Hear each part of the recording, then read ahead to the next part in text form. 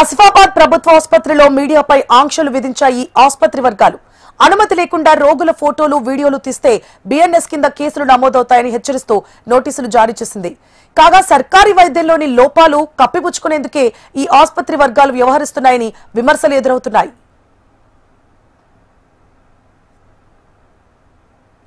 కొమరం భీం ఆసిఫాబాద్ జిల్లా కేంద్రంలోని ప్రభుత్వ ఆసుపత్రిలో రిపోర్టుల ప్రవేశంపై ఆంక్షలు విధిస్తూ నోటీసులు దర్శనమిచ్చాయి. ఆసుపత్రిలోనికి రిపోర్టర్లు అనుమతి లేకుండా ప్రవేశించి రోగుల ఫోటోలు తీయడం, వీడియోలు తీయడం నేరంగా పరిగణించబడుతుందని, బిఎన్ఎస్ చట్టం కింద శిక్షార్హులవుతారని నోటీసులో పేర్కొన్నారు.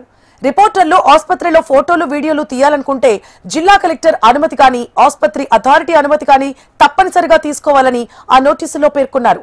అయితే ఆంక్షలు విధించేంతగా ఆ ప్రభుత్వ ఆసుపత్రిలో ఏం జరుగుతుందని సర్వత్రా ప్రశ్నలు వినిపిస్తున్నాయి. కొమరం భీం జిల్లా కేంద్ర ఆసుపత్రిలో కొన్ని పోస్టుల ఆసుపత్రిలో మీడియాకు అంటే పర్మిషన్ లేకుండా వీడియోలు కానీ ఫోటోలు కానీ తీయద్దనే ఒక నిబంధనతో ఈరోజు ఆ ఆసుపత్రి గోడల పైన కొన్ని పోస్టులు అనేది కూడా ఈరోజు చూడడం జరిగింది. ఈరోజు ప్రభుత్వ ఆసుపత్రి అంటే అది నిషేధిత ప్రాంతం కాదు. ప్రజలు కానీ, ప్రెస్ కానీ, నాయకులు కానీ, ప్రజా సంఘాలు కానీ ఏదో ఒక సమస్య పైన ప్రభుత్వ ఆసుపత్రికి వస్తుంటారు. అది మంచి సంఘటన అయినా చెడు సంఘటన అయినా. అదే క్రమంలో ఈరోజు ఎప్పుడు లేని ఆసుపత్రి ఏర్పడి దాదాపు 20 నుండి 30 సంవత్సరాలు అయినప్పటికీ ఎప్పుడు లేని నిబంధనలు ఈరోజు జిల్లా కేంద్ర ప్రభుత్వ ఆసుపత్రి ఎందుకు పెట్టారని కూడా మాకు అనుమానాలు కలుగుతున్నాయి.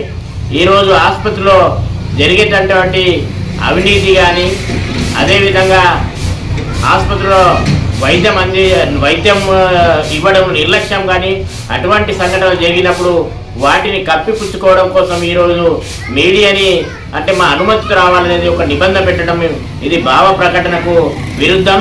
కాబట్టి మీడియా అనేది ఎక్కడైనా మంచి జరిగినా చెడు జరిగినా బాహ్య ప్రపంచానికి తెలియజేసి ఒక 4 స్తంభాల లాంటిది.